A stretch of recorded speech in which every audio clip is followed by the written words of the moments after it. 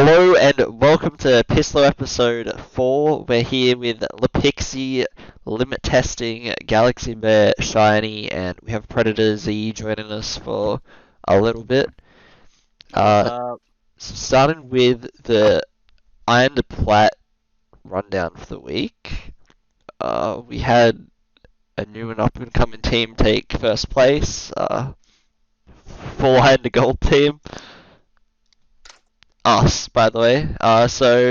Starting off, so we had to verse Sonic Boom in the bracket. What are you guys' thoughts on that game? It should rename to Mental Boom. Shit, I should not laugh. Oh, actually, before we even get into that, we almost didn't get to play because, Jiva, how long before the game started did you tell me you couldn't play? Well, thing is, okay, so like, I had a uni class, right? That was supposed to finish at 5:30, but everyone was doing like presentations for like their research projects, so like these people just kept fucking talking, right? And I couldn't leave in the middle of it.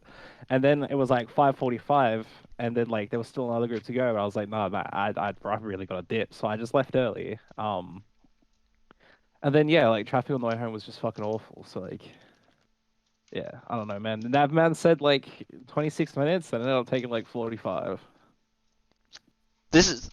Wait, are you talking about Tuesday? You're talking about yesterday. Yeah, Thought I Tuesday you heard had that. to broadcast. Yeah. Yeah, so Tuesday was not the day where we like got home at like super late. Oh, you're talking about the Plat. Yes. Yeah, you Oh, told me like yeah. an hour or two beforehand that you had to broadcast. Did you not? I mean, I said the day before that I had to broadcast. Okay. Said you were But gonna my find net, out. but my internet has been kind of shit, so I'll let you know if it's good enough to do that, or if it's not, and I'll just play instead. And it was good enough to broadcast, so I did that. Okay, fair enough, fair enough. Well, I mean, I had to. I couldn't get out of Yeah, it. no, that's fine. I'm just setting up the story, okay? Alright. And Shiny, how long beforehand did you tell us that you were going shopping for skates or whatever? That's probably like what? A good week in advance. Ah, yes, indeed. Okay. I think like an hour or two beforehand, I think. So, we ended up getting Nova, and then I did a looking for player post on BSV, and some Plat 1 dude replied, so I got him in for the 80 carry position, and then once he joins our channel, we see that he has like the diamond roll on BSV, so we have a look at Oriana bot, and it's linked to a diamond account, so we're just like, oh fuck, this dude's a smurf, and he's like pulling the playing dumb card with like, oh no, you said I was eligible when I linked you this account, but the account that he linked was Plat 1, and he has a diamond account, so what, like 1 minute before actually it was after the Tony like setup was done or whatever, we had to get the admins to add Envy to our roster, so we ended up doing Lepixie, me, Nova, Envy, and Sparky. And now let's go into the Sonic Boom game. Thoughts on the game, Pixie? For me personally, that was game 1, wasn't it? It was game 2. That was game 2, yeah. I mean that was after I mental boomed a bit in the first game. But as far as like around the map and where everyone else played and how they played, we all played pretty solid games. I think overall we didn't actually die all that much throughout the entire game, so I was pretty happy with it. Yeah. Envy actually managed to do well and deal most damage on Seraphine. I don't think I've ever seen him do most damage in his life, but that was a bit of a surprise. And I'm pretty sure Carthus didn't get a blue at all that game, so that was a bit fun. And then for the finals, we got to verse Weekend Warriors Academy. Did people watch that game or have opinions on that? Oh yeah, I watched that game. I saw Pro Flame Horizon the shit out of Envy, but The good thing is, Andrew was playing Ash, and no matter how irrelevant his scoreline is, he's playing Ash, and you just play it for the ultimate, and Yeah. Yeah. it I does the mean, rest. on this 11.8 patch, I gotta be honest, them buffing Envy's global taunt was pretty OP. He was like so fucking useless on Ash, but they just kept running at the guy trying to kill him. And like I feel like that just won you guys like every single fight because like the rest of your team was able to just free hit. Yeah. Yeah.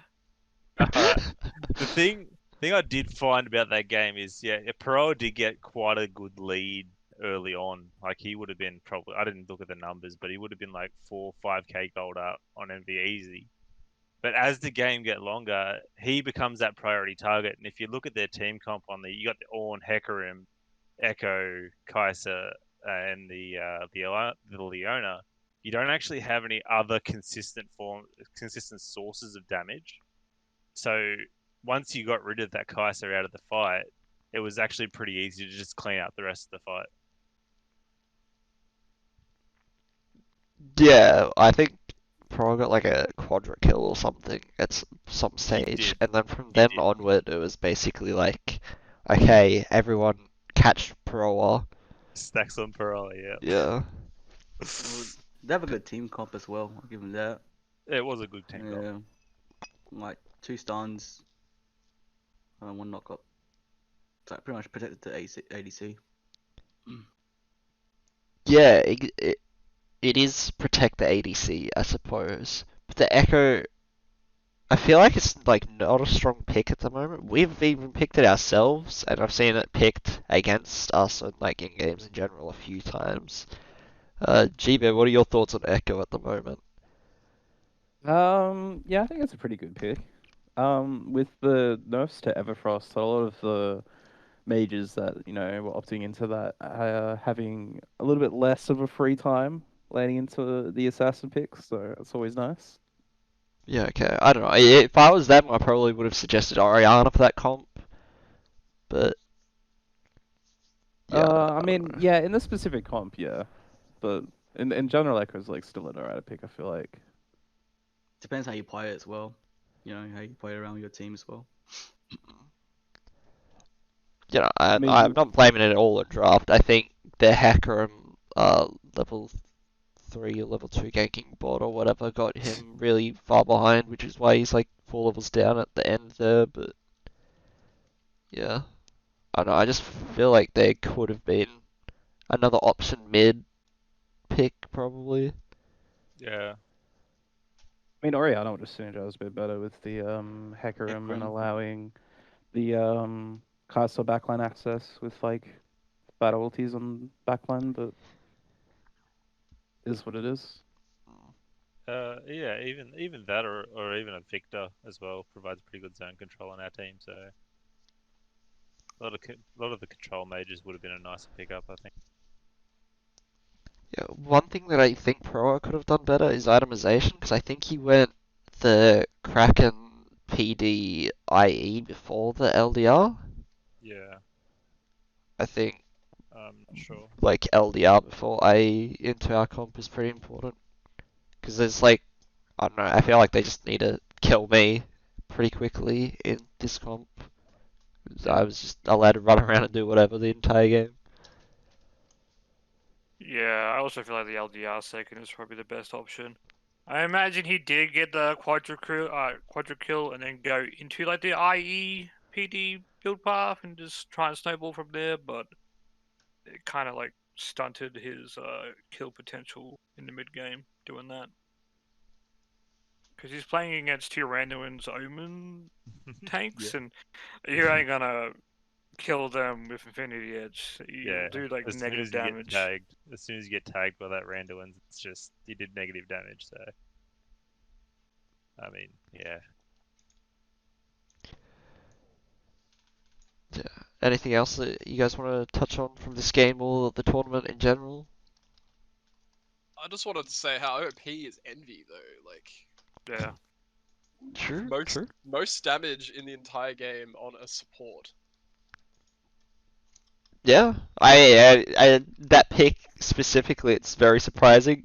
I'm not sure how it happened, but the champion is kind of busted, not designed to do damage, but yeah. And Um, yeah, the hidden passive of the global taunt is just, I think it's just too strong. True. There's something about Envy that brings in like the worst in opposing teams because it's just like they see him, they want to make a fool of him immediately, and they'll try and kill him over and over and over, and they'll always succeed at doing that.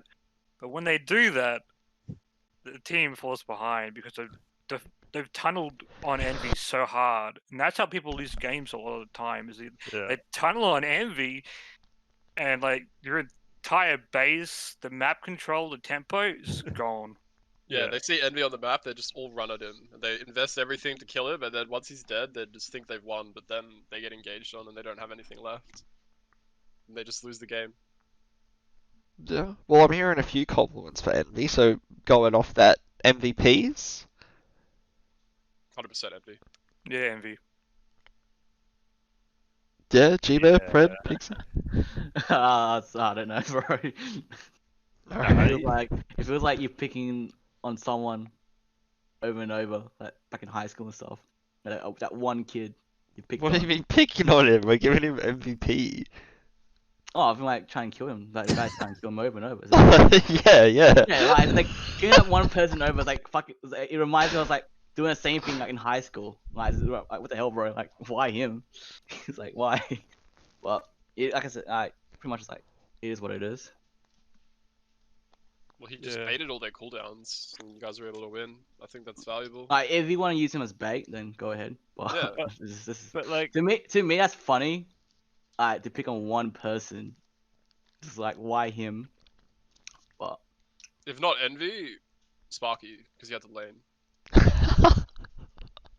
honestly, I will have to give it to Envy just purely on. I'm looking at the rest of his games. Like the only time that he did get shut on was that final game against Yeah. Pro, and Pro is fucking pretty good AD carry. So, like, and given that Envy is a mid lane main, he does play off role AD carry every now and then.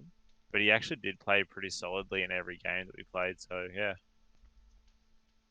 Yeah, alright. Personally, I would have given my MVP to Nova, but I definitely agree that Envy was like a constant source of damage, same as Nova. Yeah, Envy, Nova both did well. Also, shout out to Banished for helping us draft. It was a big help. So, we give an Envy MVP? Yeah, everyone? Yeah. Alright, well, congratulations to us, and Envy for getting his MVP for winning Iron to Plat. Moving on to the Iron to Gold weekly rundown. We had us make our run through the bracket again. We came up against the new Stormwolves Academy roster in the first round. Now, there's a fair bit of history between us and the org and some of those players. So, what are you guys' thoughts on that game in particular? I'm actually devastated that Lee deleted the VOD, by the way, because I really wanted to watch the game and like the draft in particular. But yeah, what are you guys' thoughts on that game? That was the Ubi Orphans Grieg. Yeah. That was an annoying game. It was really annoying to play into Kaiser Morgana ball lane for sure. Couldn't do anything aggressive ball lane, so we just kind of had to play for the team fights. Yeah, I think Jepman and I got behind pretty early as well, with some unfortunate shit around mid lane. That's a play that happens quite a lot with you two, is when you walk into the mid blind and you go chasing someone and there's a jungler. Well, yeah, like we'll make him a play on the Diana, and then like just kind of do his jungle. We ended up 2v2ing, but we don't win the 2v2, so it's just unfortunate.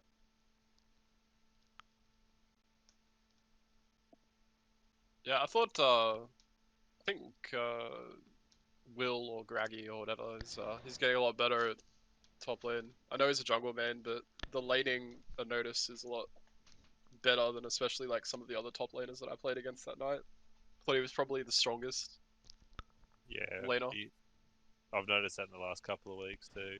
He's Yeah. getting a lot better real quick. Yeah, he's improving a lot, and his champ pool's like a lot of like utility tanks and stuff, so he'll like always be useful even if he's behind in lane. But now that he's getting ahead in lane, he can probably even pick like carries. Yeah, the Shen in particular makes it really hard for us to make plays on the other side of the map, or like Yeah, just anywhere besides his lane in particular. And it's not like us snowballing a Scion is going to like win us the game through that. So yeah, my the main thing I want to touch on from this game is whoever did draft for them is a fucking idiot. My man Uvi's best champion is Udyr in the jungle. These guys are fucking blue side, I'm pretty sure, and they first pick Volibear over the Udyr. I thought that was weird. I don't know why you don't Yeah. just take Udyr. Like, yeah, or Yeah, I've never even seen Uvi play Volibear, I don't think. But like he did alright on the champion, but you pick his best champion in the first pick and deny us one of our best champions. yeah, Like that 100%. right there, that just showed fucking coach Tiff. So GG Jacob. Yep, GG Jacob. I mean, I can kind of see it if they like flex pick the volley top lane, but still, why would you give up Udyr for volley bear? It just doesn't make Yeah. sense. You're right, they could flex it, but like, yeah, I don't know. It's just not that strong. Yeah. It's not a strong blind pick in top. No, it's not. Because you could just like, you could just pick Scion, right, and negate the lane entirely. Or you could pick Renekton and beat him. Like, yeah, it's not great. Yeah, it's scaled pretty hard, I'd say. So Mostly just useful for like mid-game dives. yeah, so like if you do want the volley top, you still first pick the Udyr, and then you can Yeah. just pick the volley later, unless they think that we're gonna pick the volley. But even then, I don't think it's like a top tier top pick. So No, it's not. Yeah, it's yeah. like third tier, I'd say. Like, I'd say it's like only good if like all the other safe ones are banned. Like, say Sion's banned and like Gangplank is banned, for example. Like, you need a safe blind like weak side pick. I think volley's fine, but there's like a lot of other things you'd rather. Yeah. Yeah, and then in the finals we versed the Fish team. What are Yeah. you with Good Vibrations, whose name changed to One for All mid lane, and I don't recognize anyone else on the roster. I think they're like fairly new players. And I had a look at them, and they've played a few tournaments, but yeah, I don't recognize any of the names in particular. What are your thoughts on that game? I don't want to be toxic, and I hope that this isn't like seen to be toxic.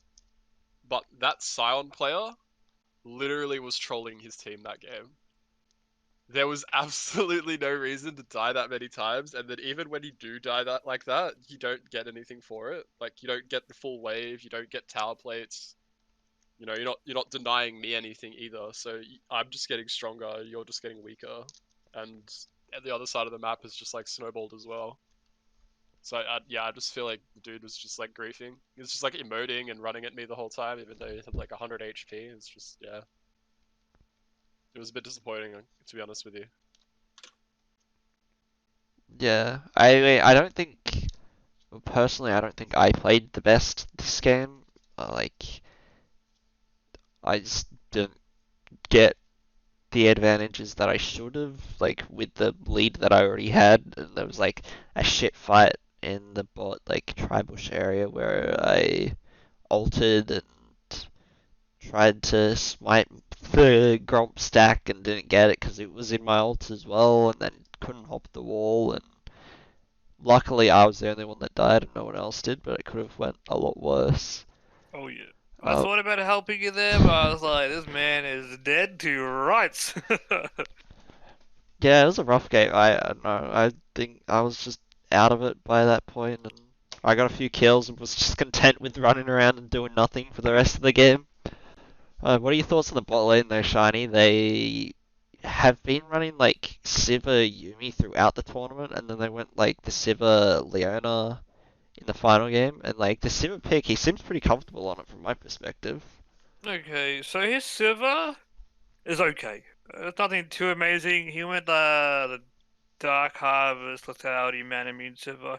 I honestly think that build is just awful. It's straight up awful. If he went traditional crit, he would have had way better scaling, a way better chance to kill me and actually do something with his Leona. But that bot lane just played passive and let me and Tarek scale to the mid game for free. And I mean for free. There was like no danger whatsoever in that bot lane because it was all top side focused. I was like, okay, I sit back, I relax, and we farm up. Yeah, I was excited to do the Tarek Kindred combo again, and it actually paid off once that game in the final fight where you like Yeah. ended up getting a triple kill or whatever. Yeah. I should have potentially died in that last team fight because I had what 0.5 seconds of outside the Kindred ulti of like I could like potentially die, but I killed everyone. Sure. Yeah. Yeah, I think that was the ball lane just seemed like a fun fiesta. I don't think either team got any kills in the lane, and then it was you flashing forward in the mid lane in one fight, and then that last fight where you popped off. I think we got most of our kills mid and top lane in the early game, and just played through that. I think we got Soul and ended with oh, we didn't even end with second Baron. We just went for the Baron, and they came and fired us, and we won. I also think the FF fight in the finals was pretty interesting. Yeah, Normally, true. are you allowed to do that? Because I don't know if you are. I don't know if there's a rule against it. I personally wouldn't recommend that we ever do it. I don't think it's. I don't want to say it's disrespectful, but yeah, it's probably not the right thing to do. Especially saying GG kids as well. That was a bit annoying. I mean, it comes down to the mental. Is the team mental boomed? Is one person mentally boomed? Are they checked out completely? It's just, I mean, the Is game that- wasn't close, so I feel like they probably were a bit tilted. Oh yeah, I'm sure the Cyan was tilted after the early game. I I think he was just trolling from game for like the start. Honestly, like it was just so insane. Like, there's no way that this guy can play like this and get to finals. Like, yeah, it was really troll. Well, that's how their team plays. Like he's not the carry play. He's like the weak side tank, and then they rely on their bot lane to carry, I guess. Yeah. Yeah, MVP Finder Gold. Did you watch any of the game? Did you watch the replay, Pixie? No, I didn't. Alright, I was half cut, so no. Fair enough. Alright, what about everyone else? MVPs? Me, obviously. I think for that game, probably just give it to Jacob again because it was a good draft. that he We picked up can't for us. give it to the coach. We can't give it to our coaches. No, I love our coaches. I love Jacob and Nova and Banish for helping us out as well at the time. But you can't give them VP to the coach, because then when another team wins, how are we supposed to give it to their coach? You know? No, you give it to the top laner, surely. I mean, yeah, you Yeah. did Flame Horizon topside pretty hard with you and Jeb, so it's either it comes down to limit testing or Jepman. I think. Or Tarek. Yeah, look, yeah, I could give it to Chris. I think throughout the tournament you played pretty well up in the top lane. Yeah, I think everyone was pretty consistent this tournament. There was yeah, everyone played well. No. I feel like maybe just do team MVP. Like, I don't know if anyone was like better than anyone else. I feel like everyone just did their role. Yeah. All right, fair. Yeah, I can do that if you guys want. Everyone gets Yeah. MVP. I think personally, like, I feel like no one was a huge standout. I feel like Jep stood out really heavily in some games, and then in other games it was like bot lane. I think there was one game I was popping off. Like, there was a lot of different people that were sort of like doing a lot of stuff that whole, because we played 4 games. Like, I feel like it's hard to just find one person out of those 4. Yeah. I think in like different games, everyone sort of allowed us to win. It wasn't just like one guy carrying all of them. I mean, for the only game I think I did like pretty well in was game 2. I felt like, yeah, I did well with like macro and shit that game, but outside of that, there was like a few int plays in most of the other games. Gmail popped Yeah. off that game as well, actually. Yeah, he I did. think it was fun. Okay, well, congratulations to us again for all getting MVPs. Thank you, Manny, for playing, and Chris for subbing in top. Thanks for having me, dude. It's fun. So this week we saw TNS. Another player on their team was shown to be a Smurf. Big shock. Yeah, Yeah. I'm not honestly surprised either. Didn't see that one coming. Yeah, so it was Arkenic who made a new account, and the account got to D3 or D2 or something. So at this point, I think they've been banned for 3 months. Thoughts? Surprised it's not Burma. Yeah, personally, I think that like something like that should be permanent. You can't just because he's diamonds like this season or whatever, and he's only banned for 3 months. Like, what is he eligible in 3 months to play Iron to Plat again? Like, I he was assume diamonds. I assume like the 3 month ban is for like all of them. If there's like a diamond tournament that comes out, and for the rest of them for Iron to Plat for like 3 months. So like Vigilant and Ring Reese would go back to Iron to Plat, and I don't know who the third person was. That mid laner dude. Okay, so yeah, in that case, I feel like they should just all be permed, and if they want to play opens or whatever, then they can. But like, it's hard to trust them now. Like, this is like what, the 3rd time?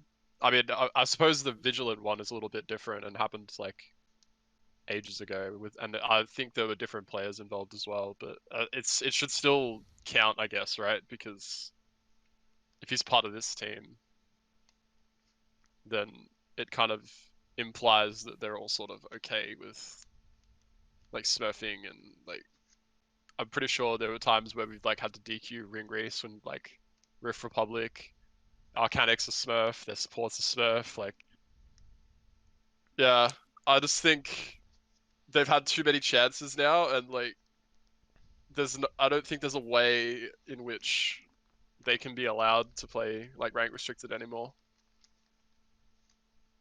Yeah. If it's like, I suppose it's up to the admins though. Like, if they feel like 3 months is long enough, then I guess it is. But if it was me, I'd be making it permanent. Yeah, I agree. Well, that was in the past when like we've been a part of ECB or Rift Republic or whatever. That was like how we did things, right? If people tried to smurf multiple times, then it was permanent bans. And I think Yeah. even last week when we were talking about the Ed Sheeran slash Yoss dude Yeah. being on their roster as well and trying to smurf, we said that I think most of us said from like just that it should be permanent bans for all of them because like they know, so like they're all in on it. Yep. And now it's happened again, so Yeah, so if they knew about the Yoss thing, then it's pretty likely they also knew about the Arcanic thing, because like, if they... oh yeah, they did, 100%. Like, I've heard it from them, like in voice as well. Yeah, so then they should just be permed, right? Like, it's pretty clear they don't give a shit about the rules. And like, as they might be nice guys and all that, which I think is maybe how they get around this sort of thing, is just like, I'm not gonna say like they charm the admins or whatever, but you know what I mean, right? They're just like... They're on good terms with the admins, yeah. Yeah.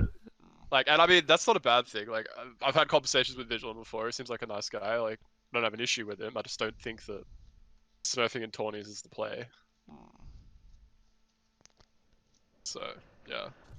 And going on the topic of DQs and smurfing, Chez were also found to have a smurf in the mid lane, I think. The account was called Nereus, and it was the Super Maniac dude playing on it. Yeah. I haven't seen like the proof or anything for that, but I think Envy showed it to a few people. Yeah, he reckons it's perma banned for all of the players. But yeah, what are you guys' thoughts? I think I've seen that evidence. I think it's pretty conclusive, at least to me, that it's the same like guy, and I assume it's the same like that it's conclusive to the admins as well if they're gonna like sort of ban them. But I wonder if they actually like knew or not is the one thing I suppose. Because Well, I feel yeah, like the Super Maniac dude has been on that roster in the past, right? he has. Okay. I Yeah, he think, played for them for a while, like last year. yeah, because the Alright. name was definitely familiar. I've heard the name before. Yeah. So, Okay. Well, yeah. if he All right. played with Well, them before, they know it's him, right? Because you can tell him from the voice. yeah, it sounds the same. Yeah. All right. Well, I mean, yeah. Well, if they knew, then they should be just permed as well. But I get worried about that though because if I feel like one of the only teams that maybe could have like actually challenged us yesterday would have been Chez, and if like they're permed, like I'm trying to think like who else The would problem, actually give I us issues. I actually don't know why Ches smurfed. Like, I don't I either. think the Like roster that they they didn't do had enough. before they did like whatever changes they did was the better version of the roster, right? Because they were actually winning shit, and Yeah, then they had who it did they was have mid? it was just bucking faster, I think. That's it. Yeah, like he was fine. Yeah, And their like bot they. lane was like popping off. Like, Mm. yeah, But the I don't know. They support at don't the need a moment Smurf. is shit, I think. Like no flame, but I think that's the weak No point. flame. The It's sup- definitely flame. Straight up flames. well, I mean, their Flame bot is lane's man. their like biggest carry lane, right? So you want Yeah, like yeah, a good support for sneaky and 100%.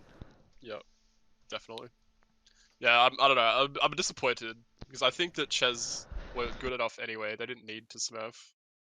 They could just play with like you said, like the roster they had, and they'd probably still do fine. Like they beat us a bunch of times, and I still pretty much have them as like one of the only teams that could really give us trouble.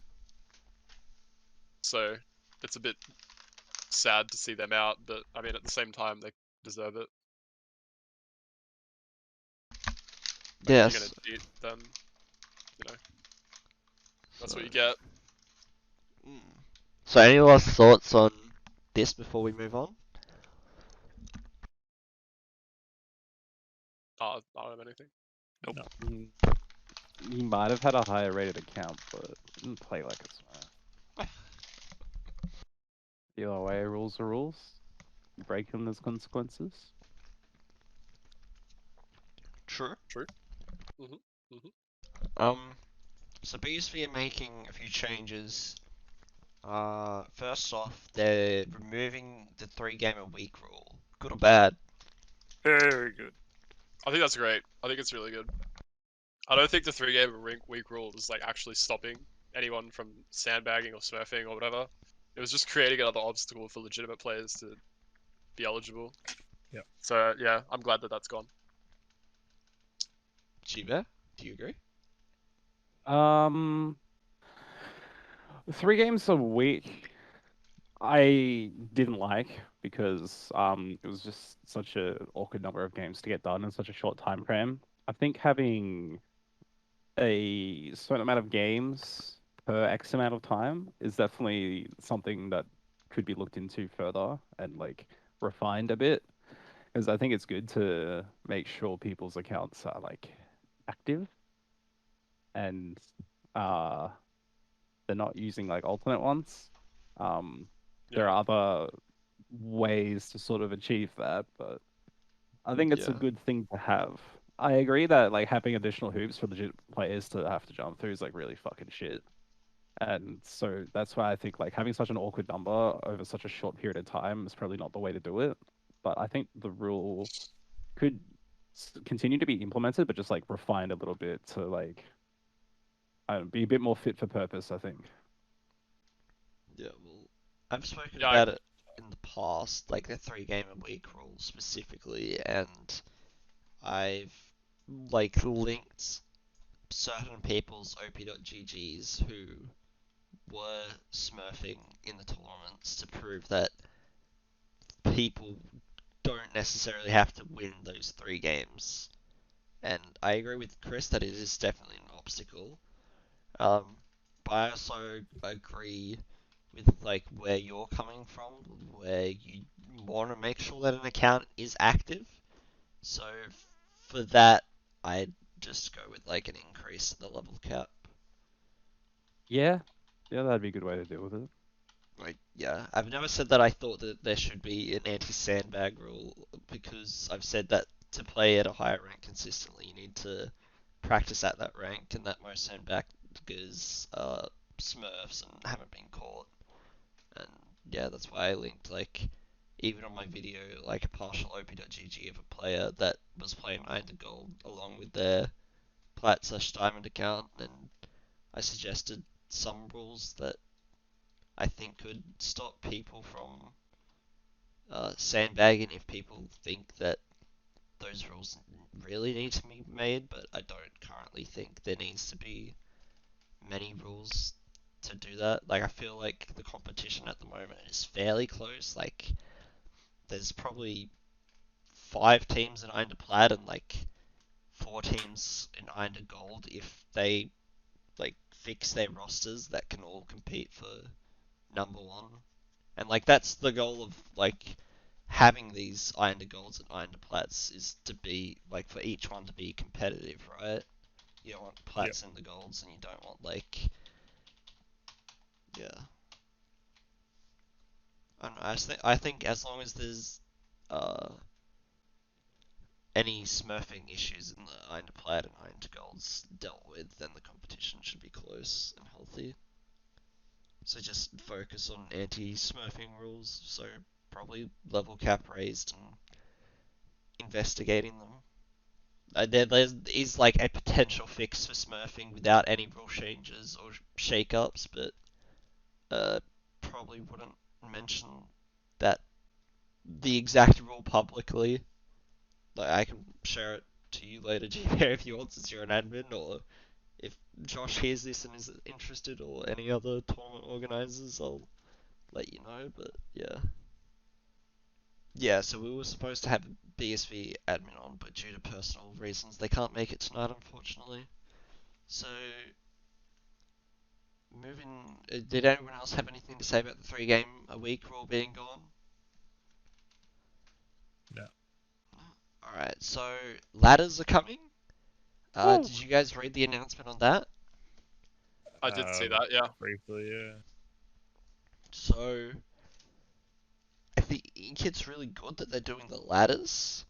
I think the tier system sounds interesting and can definitely be good. I am sort of concerned about the way that it's worded. I feel like it, because it said it was based off like team ranks. It doesn't necessarily say solo queue ranks. Yeah, Which is like fair in a way, but I feel like they just going to like do their own power ranking for the teams, right? And then put them into divisions based on that. Which That's I what don't it think reads. is good, because it's based off people's opinions and not like a statistic of sort. Yeah. That's what it. Sorry, go. I feel like that sort of system will be good over time. It will only improve over time. So the only thing you really need to look at is how to implement that in the first instance. Because if you have a tiered system, like if we think about it in like soccer terms, like English Premier League, all that sort of stuff, like relegation, promotion, all that sort of stuff, you're only going to get better if you keep playing in that division. So over time, the tiers are going to develop, and you're going to go, okay, well these teams are clearly good enough to play in say tier 3 or tier 4 or whatever tier it may be. If they're good enough to be in that tier, well then they'll stay in that tier. If they're not, they'll go down. The only issue you see is if there's a too big a skill gap between the tiers, where if one team gets promoted, then they might just yo-yo between the two, because they might be too good for one, but then too bad for another. Yeah. And I also wonder how accurate those power rankings can actually be. Like, I don't want to disrespect any of the admins or anything, but they don't actually play. Most of them don't play the event, and I'd argue most of them also, like, they aren't exactly rated high enough to understand whether someone is good or bad, right? Yeah. So, and additionally, then also, like, I'm worried if they're going to be it's going to be skewed too heavily towards, like, what someone's rated in solo queue, or it's not going to be skewed heavily enough, which creates other issues too, right? Where, like, you might have some guy who plays in either Plats, who's gold, plays like a diamond player, you know, are they going to put him in the tier 1 with, like, all the Plats and diamonds, or are they going to put him in tier 3 with, like, the golds and silvers, you know? So, yeah, I wonder how it's actually all going to sort of be balanced. But I think, like Pixie said, it has a lot of potential, like, over time, because the first instance is going to be bad, right? Because it's going to be all the admins doing the balancing, but then over time it'll sort of work itself out. And once it Yeah. gets to that stage, I think it'll be actually probably better than what currently exists. Yeah, Yeah, like you go. you go, Jet. I was just gonna say, yeah, well, we are speculating that it is done through like this power ranking sort of thing. But like, even if it wasn't the admins, even if it was someone else, like even if it was us doing this power ranking thing and placing teams, like I just feel uncomfortable with the idea. I don't think that it is entirely fair. Say that it's not going to be this, but say there's 4 teams per league and 12 teams sign up. Say that there's 2 Diamonds teams, TNS and some other team, and we put Sonic Boom and the second best Plat team in there. I don't think like any of the Plat teams going up against Diamond teams is gonna be like super balanced for those Plat teams. Like Yeah. considering that like the top of Plat is already pretty competitive. Yeah. Yeah. I don't think many Gold teams would want to be playing Plat either. No. Personally, I don't have a problem with it, but Yeah, like you're right. Like everyone's gonna have that unconscious bias towards one or another team. The only way I see that you can actually get it in based on statistics is just collect everyone's data, say this person's gold 1, this one's gold 3, you know, base them on a team and then just average those ranks over the team. But then you still have the issue of people that are sandbagging in tournaments. But then after, if you say, I don't know, 2 months, 3 months, those issues where they have been sandbagging but they've been playing well enough, they will get promoted and they will keep getting promoted until they're at a division where that's right. yeah, I think averaging solo queue ranks would be a lot more consistent way of doing it, because I don't think that like one platinum player being on a team with like low golds or whatever would make much of a difference for Iron Gold, honestly. Even though like currently that's ineligible in the rules, I don't think the difference between Gold 1 and Plat 4 is all that big. I agree. I think that it's a lot more competitive than people think. And it sounds like it might be better to do it sort of like how Clash does it, right? Where, like, at the start it's based on your, like, solo queue MMR or whatever, and then over time it's balance you based on your performance. Like, I think that might be a better system, Yeah. because, like, you have a better chance of getting it right at the start. The other option we could interpret this as is they look at like teams' statistics during tournaments. Yeah.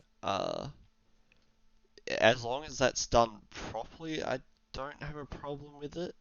Say that there's a team that enters, say they like do the statistics over a 10-week period, and there's a team that enters twice and wins twice, then that team doesn't have a 20% win rate over the 10 weeks, right? They have a 100% win rate for the events that they entered. Yeah. And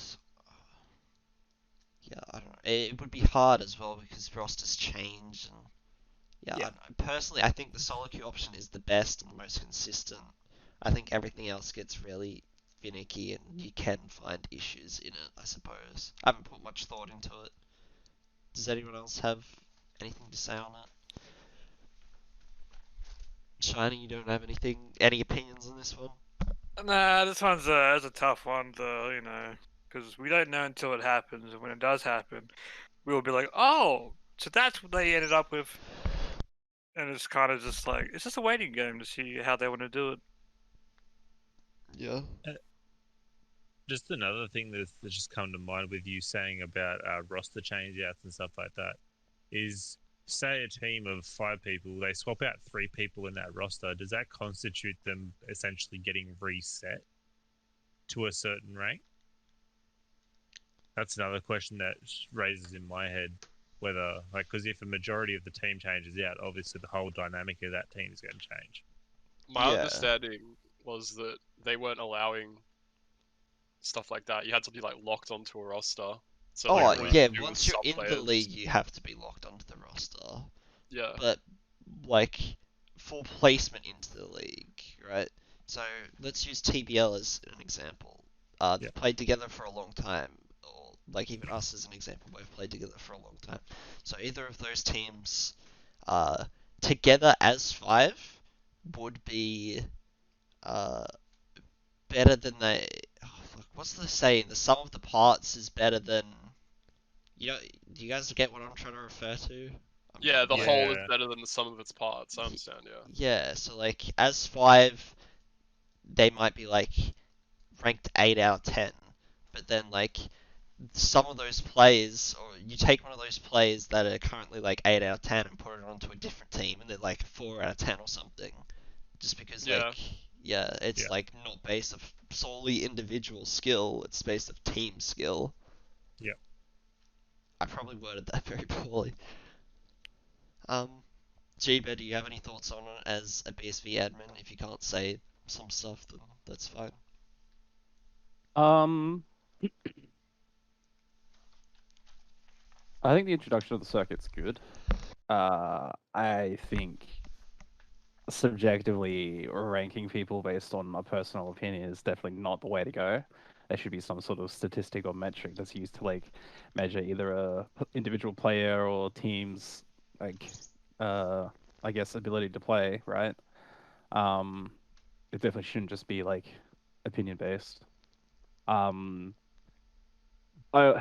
one of the suggestions I can think of would be like maybe going like what someone said earlier, going through like previous events and seeing how teams or players have like played or like performed, and using that as a way to determine some sort of like average or whatever, and possibly use that as like a weighting against how they perform in like the play-in thing or the placement or whatever.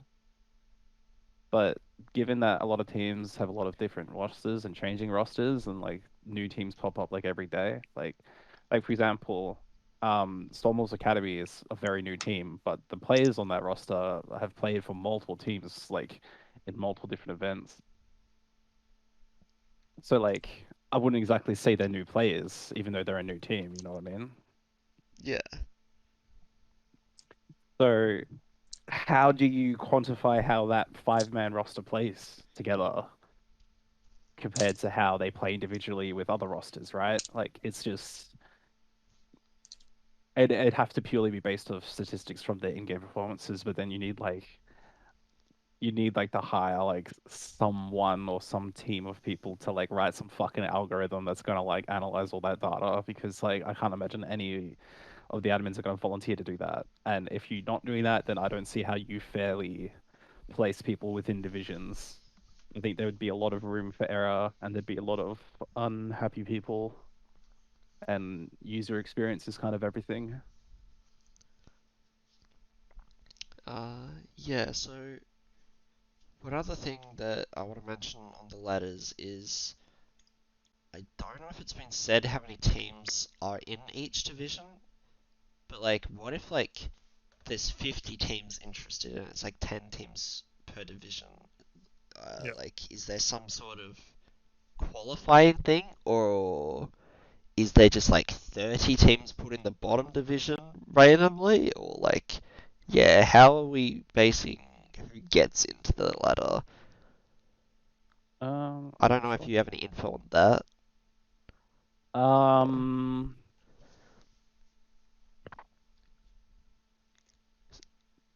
not like nothing really like specific, at least Yeah. Fair as enough. far as like how the like seating or placing goes. Yeah, fair enough. So Uh, I mean, like, yeah, on like I can think of a few like really big problems to start off with, like to do the initial like placement of teams. I think once the teams are placed though, like it'll be really like good system to sort of continue with rather than just doing like the weekly stuff. yeah. And I from like I mean I've been playing the events for like 3 years, 4 years now, and like that's something no one's really done before consistently. But when it has been done, a lot of teams and a lot of players do enjoy the consistency, and I think that would also be a way to keep players on consistent teams as well, because like they play together and against each other, sort of thing. Yeah, I agree. Hopefully they like the BSV team get together and like actually nitpick how they're going to do seeding, etc. But moving on, there's been a Plat to Diamond proposed. What are you guys' thoughts on that one? I think that's a waste of time. Yeah. 100% waste of fucking time. Oh, Do you know what's gonna happen? They're gonna get a bunch of Plat players playing, and then they're gonna have like 1 or 2 diamond teams, and one diamond team's gonna have a few D1s in it. The other diamond team's gonna be full of a bunch of D4, D3 team players, and the D1 team is just gonna smash fucking everyone. It won't be close at all. yeah. I also just want to clarify that the Plat to Diamond is would be like run as the single elim weekly tournament things that we currently have, and no prizing for it as well. Yeah, the prizing thing means that you're not gonna get any of the serious teams. Like 95X, Kraken, Weekend Warriors. Like none of them will bother if it's not prized because they got stuff like Sumsock, right? Like LCO, like all that kind of stuff that they could like be playing for. And instead they're gonna play like a prizeless event where that's not really even gonna be competitive. Like yeah, I don't think so. I can understand why they want to do something like this though, because like I can get that like Plat's kind of a cesspool at the moment. Like it's just full of Smurf teams, like bunch of diamond players who just want to play in Plat events for some reason. Mm. And I guess they want to offer those diamond players something to compete in to prevent them from smurfing. But I don't know if this is it. I think just that bracket, like Plat to Diamond, is really awkward. If silver players can sign up to an Iron to Plat event and get shit on, why can't they sign up for a Plat to well, why can't they sign up for an Iron to Diamond event to get shit on? Like, why are we Yeah, limited it to only platinums and diamonds? Why not Iron to Diamond for one? Yeah, I can completely agree with that. It should be like diamond and below. Yeah. The other potential thing is, from what I've heard from like high elo players and people that know what they're talking about, is that there is a big skill gap between like D4, D3 and D2, D1. So maybe limiting it to like D3 and below could yeah. be a thing. Um, I've had it explained to me that the difference between like D1 and D4 is like the difference between like bronze and D4. So Right. I don't know if A little that's bit of true or exaggeration, not. I reckon. The I've difference never. between low and high diamond is comparable to the difference between two completely different tiers. But Yeah. I don't know if it's that drastic. It's be like, D4, D1's like, platinum or gold. It's like big difference. Yeah. But like yeah, so I don't think it would be very competitive.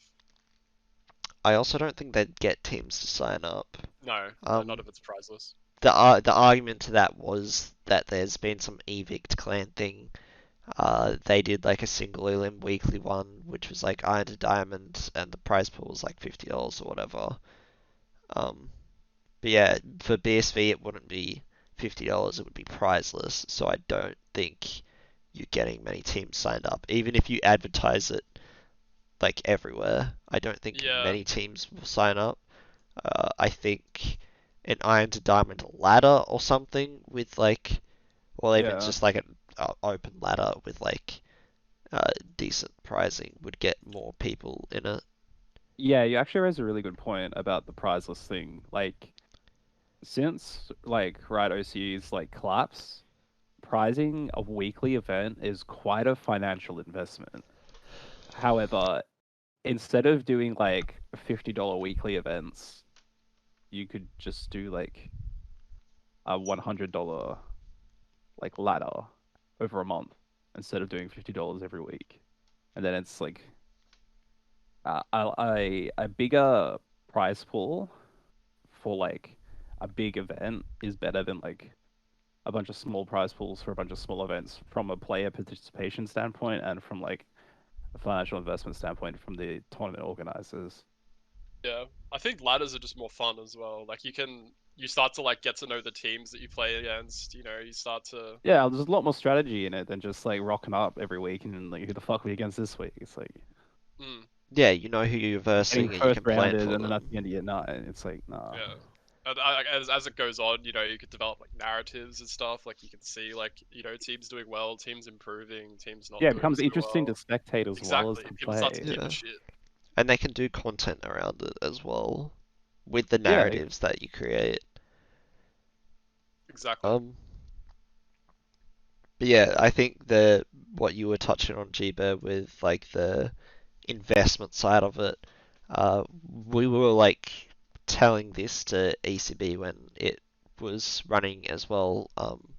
You can do like an open event each week where there's like $50, or you could do an open event over 5 weeks for like $200, right?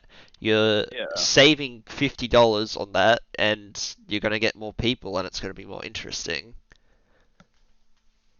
Yeah, it's just Exactly. like, you know, it's a long-term investment, but it's a better return than The this thing like is as short-term well, weekly shit. if you want to do prizeless, why don't you just make it a ladder? Like, I don't think people are playing these events for prizing because like, when you think about it, right, $50 for like first place, that's like $10 each. Like, does anyone actually care about $10? Yeah, I mean, Yeah. personally, Yeah. I don't care about prizing and Iron to Gold or Iron to No, Plat at all. I don't either. But Well, I I mean, get that as- some people do. Like, it is an Yeah. incentive to It play. is. But yeah, so what I'm saying is like, if you want to do a prizeless event, why don't you just do a ladder? Because at least then it's fun. Yeah. The timing. Okay, I'm gonna harp on this. The timing of this Plat to Diamond introduction thing is very sus, considering with like the whole TNS issue shit. I feel like that's the reason that this is coming out. Yeah, I hope that's not true, but I would agree that it definitely looks like that. Mm, I don't feel like you should be doing favors for people who like willingly will ruin your events and Yeah. undermine your like hard work in organizing them. So I'm assuming this 3 month ban applies to this Plat to Diamond thing as well, though, if it yeah, of comes course. out. I'm really hoping that's the case, that it's not I just I Iron I, to ex- Plat. I expect that it would, but at the same time, like I can't think of any other team that would even fucking bother playing. Yeah. I mean, whoever plays the lit team stuff, I guess. Yeah, but have you seen how many people play in those? When they first started, I took a look and saw there was like 4 to 6 on average, but It's throughout about the same a still. few weeks. Okay. I think people were saying that there was like 8 or 10 teams signed up for the Iron to Diamond one that they did, but I don't Oh. follow any of the lit team stuff just because it's run through their own website and it looks just bad. I don't know. Yeah. So they're also thinking of introducing in-houses to the server. Personally, I'm all for in-houses. Yeah. By the sounds of it, this isn't like an OC in-house thing or the new in-house bot that's being created. I don't know if that person wants me to say their name, so I won't. It sounds like it's going to be, say, every Wednesday night is in-house night, and you can sign up on the Battlefy for the in-house. See, I don't mind that too much, but I just would hope that they're balanced, right? Because the whole problem I had with in-houses, especially like the OCE one, it just became like a cesspit of just like ego players, right? Like just like people who wanted to flex on like bad players or low elo players or whatever, right? The drafts were like never even because it was like who could get as many diamond players on their roster as possible, and then you get people pick last. Everyone's like salty. Like I don't know. I think if you could avoid that kind of thing, and I think the best way to do that is just like make them balanced. Like either have divisions or I don't know, figure out some way to make sure the drafts are balanced. I think I But think that's a very complicated issue. I think Yeah. divisions could help for sure. like Um, like the tier list and shit that was coming out in there, and like everyone was like, yeah, I don't know. I felt like it was a little bit of a toxic environment for some of the people who weren't as competitive but still just wanted to play for fun. And yeah, I think divisions would help with that a lot. okay, well, that was players making it a toxic environment, Yeah, though. that's I what don't I'm saying. like. Yeah, I don't think the organizers did any of that. I just think the organizers created the like tool, and then I think it was abused by the community to what it is. But I don't think there's anything that the current system that I can see that BSV are looking to implement is going to like prevent any of that. So I feel like it'll just be the same. Yeah, I think they need to think through the ideas before they implement them. Yeah, like announcements are cool and everything, but like if you don't have a plan on how you're going to do it yet, just like maybe just keep it quiet until you do. Because now Yeah. that it's out, like people are going to be expecting shit, and it might mean that they sort of rush into it because they feel like they need to deliver when like it would be a lot better if you just waited a little bit because it could be so much more than what you've already said. Oh, Like like they could have a bot. Like I don't know, doing it through Battlefy, I feel like it's a bit. I don't think yeah. that's Well, very. that's okay. Someone has been like telling me that there is a bot. I don't know if you know anything about this, Jeeba, but so in the team rep chat, they're saying that it's through Battlefy, but someone reckons that there is a bot that they've had for a while that they could be using for this, and I think that's probably a better option if they do have Yeah, one. if they have a bot, use the bot because I think that was like one of the best things about the OC in-house thing, right? It's like you could queue up whenever you want. There'd be a bot that would like manage your MMR and all that, and like that was interesting. That was cool. But then I think what you could also do is then you could have divisions based on that MMR, which sort of segments the games a bit better and sort of means that the games are more even. Like you don't have like, let's say for example, 2,000 MMR players playing against like 1,600 MMR players. Yeah, well, BSV's mainly like an Iron to Platinum community. That's true. There's no real open events at the moment, so I'd start with like an Iron to Gold and an Iron to Plat division probably. I Yeah, think for sure. that's fine, and then you just have to figure out how you want the draft stuff to work. I think the way that it worked in OC and houses was probably fine with like the highest MMR people drafting. Yeah, I think that's fine. To do it that way is fine. That's good because at least that means you don't get trolled, right? Yeah. Um, that's also another problem with the Battlefy method. In MCOM when we did in-houses, there'd be like 13 people that would show up, right? And you can only do 10 people in a game. So there's just like 3 people randomly left out, and like I don't think that's a good way of doing it. Yeah, So with the I bot, agree. it's just first 10 people in at whatever time people want to do it, get to play. And there's no people just like left out just chilling in a channel or whatever, which is like super feels bad, man. Yeah, I agree, and I think that it should probably be done in a way where like it's not like at a specific time you have to queue up either. It's like you can just do it whenever you want because it'll keep Yeah. the place active, right? Like I, people talk in there all the time. Like there's people talking in there now. you know, I don't see why you wouldn't want people in the server and being active and playing games and stuff. So like, yeah, why not just have like you can queue up whatever except when tourneys are on maybe or something.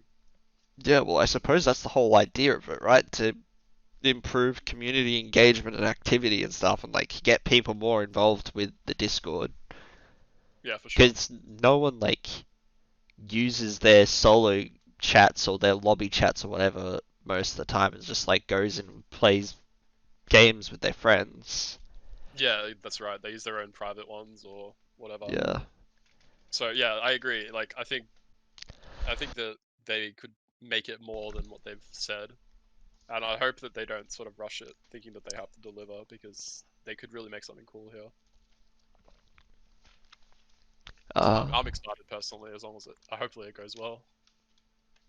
Yeah, I think these are all good ideas. They just need to be implemented properly with like slight Yeah. improvements with the Yeah. Plat to Diamond one specifically. I think Prom should be able to do a good job with those. He's got our Yeah. back surely. I think that like everyone on the admin team has good intentions. I think they just need to be able to work together and take the Yeah. community feedback. Yeah, feedback's important, but yeah, I think it's going in a good direction. I'm excited. Does anyone else have anything to say on any of these things that we've covered? Otherwise, we're moving on to Pisslo Pix. Oh, Pisslo Pisslo Pix. Pix. My Okay. favorite. So there's been a patch this week. What are your guys' thoughts on how it will influence Iron Plat and Iron Gold specifically, or what are your like picks for the patch? I don't know how you guys want to run this segment. I Maybe. think we do it by roles, right? So we'll start with top, and Pixie can go first. Okay. Take it away, Pixie. All right. So what I like looking at it here in the patch note is mainly I like the rumble change, and then mainly looking at that and the Vladimir buff that he got. They're the two ones that stand out for me in the entire top. But more of a for me wait and see a couple more days, wait and see how those changes actually like come, where the power comes from. Because like Vlad, yeah, he strong late game, pretty good mid game, but does miss a lot of that power in, like that cooldown on the Q helps him a lot. And then there's a lot to talk about with the Rumble kit. Like they changed what four, three things on him. So they reduced his magic resist and magic resist row, which is like, and there's not really many AP top laners now. I'm not sure how the new champ Gwen is going to fit in better, but whether she goes top or mid, I don't really know where she fits. But so there's not really too many AP top laners, so that doesn't affect him too much. But the extra attack speed and the bonus damage on overheat that he's going to get against those more tanky targets help him a lot. And the E also, so what he's really lacking at the moment is that early pen that you used to get from Leandries. I feel like that used to be like a huge tool from him, getting that guys and then getting your saw pen boot used to be a huge spike for Rumble, but nowadays you're building the Night Harvester, which gives you move speed and your ability haste, but it actually doesn't do much for you. So you see a lot of Rumble rushing those pen boots, but not actually getting any damage along with it. So the change on his E to actually shred their magic is actually a huge buff for him. Yeah, okay. So do you think he will be better than the current like meta top laners, or? I think he'll just slot in there nicely. Like he won't be S tier, but he'll be like a lot better than he was. We did see it get picked up in pro play a couple weeks ago when the stuff were kicking around. But I feel like now that they did do these changes, like the picks, like the Scion and the Cho'Gath, like Rumble is actually a viable pick into the. Yeah, okay. What about you, Limit, as another top laner? Do you Yeah, have a so different pick? alright, so I got a different different take on the patch. So Gnar got nerfed, which is really fucking good. They don't really play it too much in I2 Golds, which is good because I don't want to play against that fucking ever. But so they nerfed the move speed on the passive W, which early game it goes down by like 10% and then 5, and then it sort of evens out at rank 3. But because you max it, I guess you max it second, right? But um, because you don't max it till later, he's a lot weaker early game than he used to be, and he can't kite you as easily. So a few of those melee champs that you could pick into him are going to be a bit better. The Renekton matchup gets a bit easier.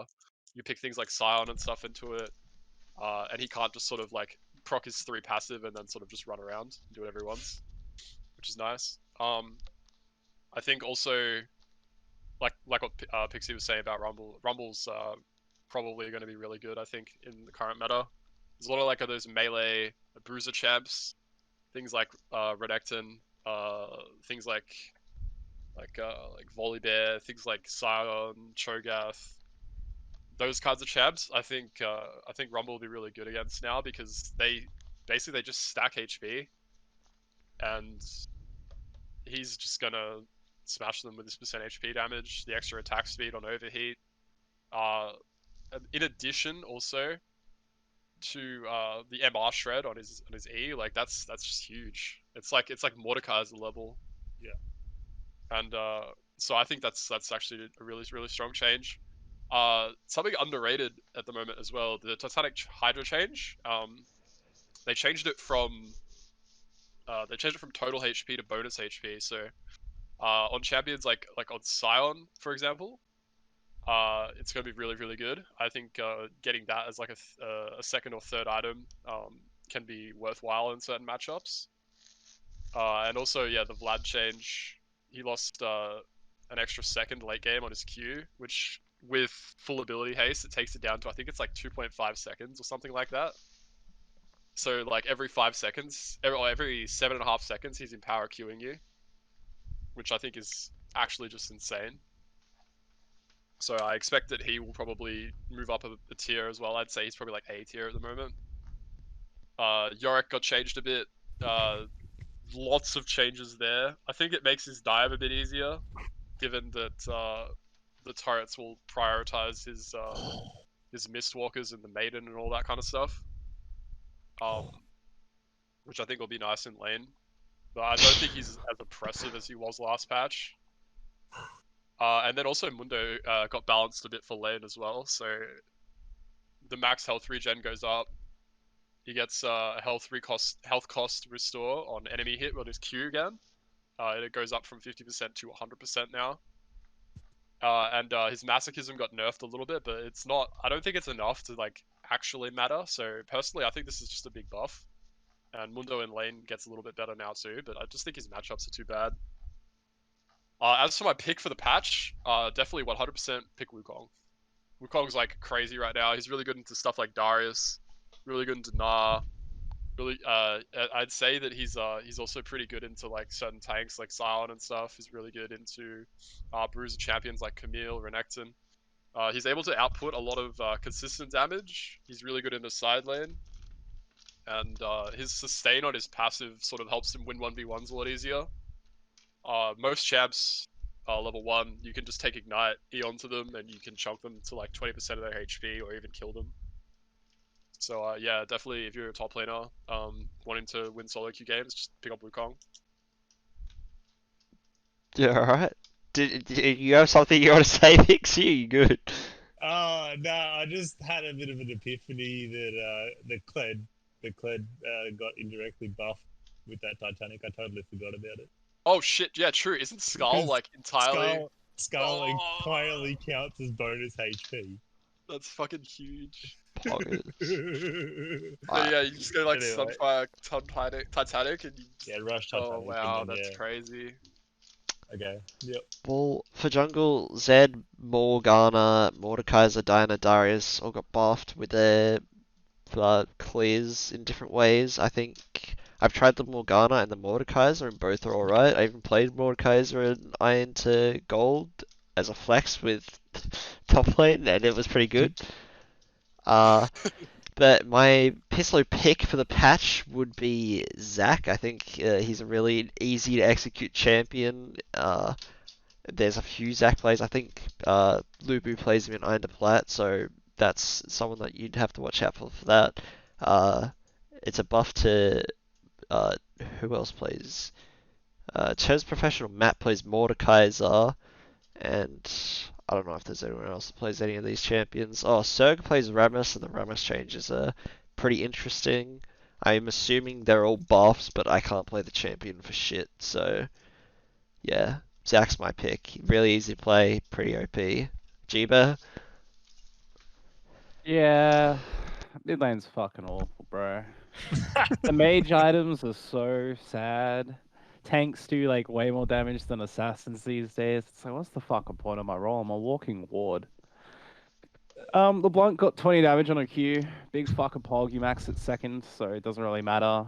Otherwise, your W's like, I think, get 18-second cooldown, and it's all your wave clear. So like, if you're not maxing W on LeBlanc, you're just gonna fucking hate yourself even more than you do for picking it in the first place. Honestly, Champ's fucking dog shit. Orianna lost resistances from like her ball. I mean, it's nice to try and take down some of her potency, but she's still going to be a bit of a lane bully.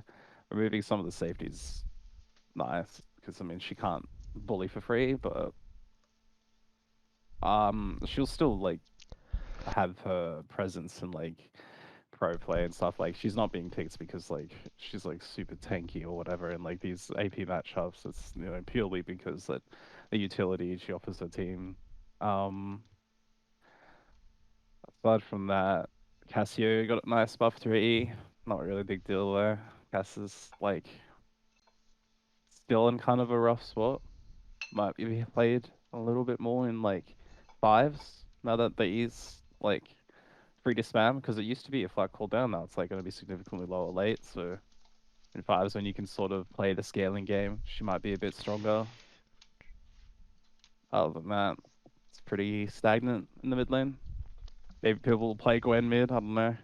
So you don't think any of these changes affect the top tier mid picks? It might slightly shift Orianna down. Oh wow. Yeah. Top picks for like solo queue and fives are always going to be a bit different. It might slightly shift Ori down. And slightly shift Cass up in regards to fives. In terms of solo queue, I don't think the buffs change much at all. Okay. So what best mid pick this patch for fives? Best mid pick this patch for fives. Oh, yeah. Sure. I mean, yeah, you're probably still going to be picking Seraphine. The champ's just too fucking potent. The fact that you can also flex it either AD or sup is just a really nice thing. Aside from that, then yeah, there isn't really much else. Like Ori was a top pick, and the Syndra matchup was skill, but with reduction in resistances, Syndra might have an easier time bullying that matchup a bit. Victor's still doing alright, and he can obviously bully Ori a bit more now, and that was pretty stagnant matchups. Like a lot of the pro play games, nothing in LCS because they went on the right patch, but all the 11.7 shit, was a lot of like just Victor Orianna stalemates where they just farm 20 minutes until eventually like there's like a group fight. So yeah, I'd probably have to give the Seraphine fives. The solo queue, just pick Syndra. Champ's still busted. Alright. Shiny 80 changes this patch. Yeah, I think Rumble is going to be pickle ban. I think you might see him in pro play because of how like his ultimate. You can gap plays on it now. You can jump over walls, do parkour shit, and get like really good flanks on like certain carries. And if they don't have like clans or QSS, I can see Rumble. No Rumble. Wait, Rammus. Rammus. Okay. Yeah. Oh, That makes more Rammus. sense. oh! Sorry. I was like, what are you That's right. talking about? Jumping off walls, bro. Yeah. So yeah, Rammus jungle, really OP. I can see it be really, really strong. And the other pick It's Rumble Jungle. I think it's going to be extremely OP as well. He does have a damage cap on his overheat passive at like 120 damage against monsters. I think it scales per level, like there's a certain threshold, right? But I think Rumble Jungle could be really good too. He doesn't have a bad clear either, and it's not bad. And the other one probably have to be Diana Jungle. I think that one's pretty slept on too, with like the passive increase to monsters, and her attack speed, her clear should be really good. What about bot lane picks? No, bot lane doesn't change. It's the same shit over and over. Aphelios Aphelios. buff? The Aphelios buff is good. I think it doesn't help him in like solo queue. He still gets ran over pretty hard. Like, why would you play Aphelios when you could play Jinx and just either get carried or carry harder than any other AD carry in bot lane? Do you think we'll see any Aphelios in Iron Gold or Iron Plat? Iron the Gold, probably not. Iron the Plat, maybe. Aphelios is really good of like coordinated supports. Like aggressive supports that can play off Aphelios is like, it's pretty strong. Who do you think But- could play him? Probably just like mechanical players, I guess. People who have like the patience to play their champion, understand when he's weak and strong.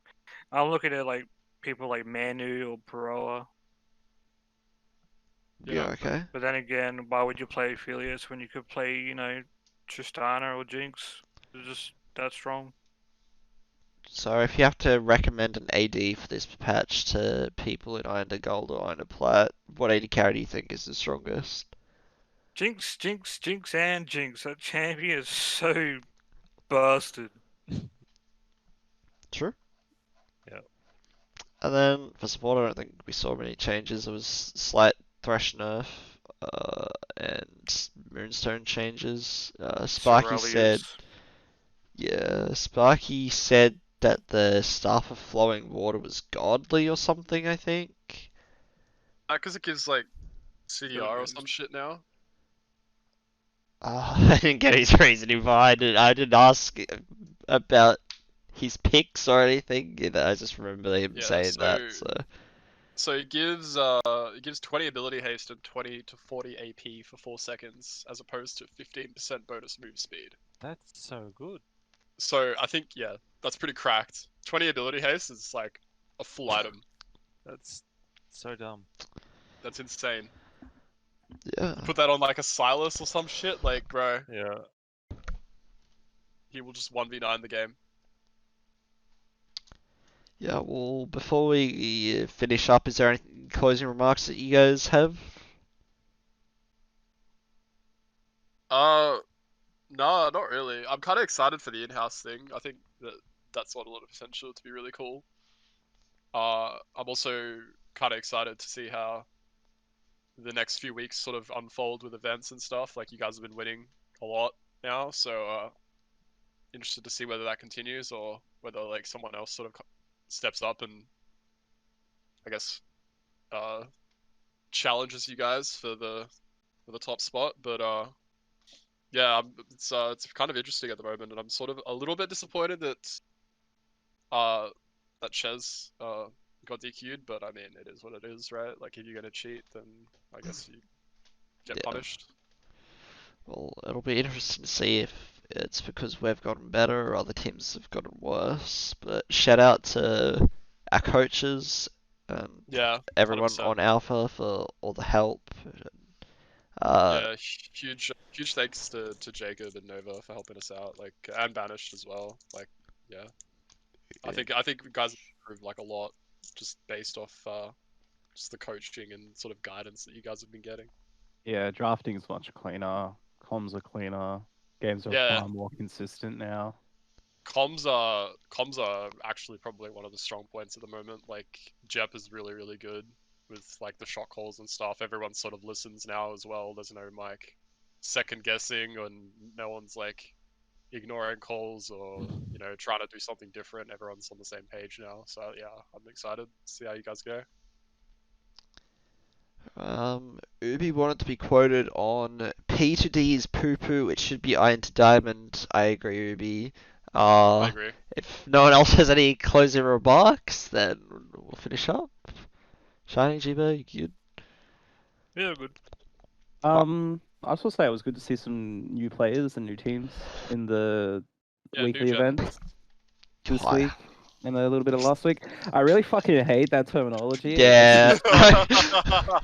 It's just really good to see new teams and new players. I agree. Yeah, it The is good. scene's been kind of stagnant for a few months now, so yeah, no, it's good to see. Welcome all the new players and new teams. All the new gens. So fucking gay. What do you hate more, that terminology or people speaking like this? Probably. Oh, that's actually a that's a hard tough one. Mm. Yeah, people that have that little raised The inflection. at their end of their speech. Yeah, no, I'm not a fan of those people, but. Alright, we'll find out next time on Pisslo. We'll also be having Coach Nova and Coach Ash join us. As always, thanks for watching, guys. We really appreciate it. Smash the like button, and we'll catch Ring you the later. bell. Thanks, Erod.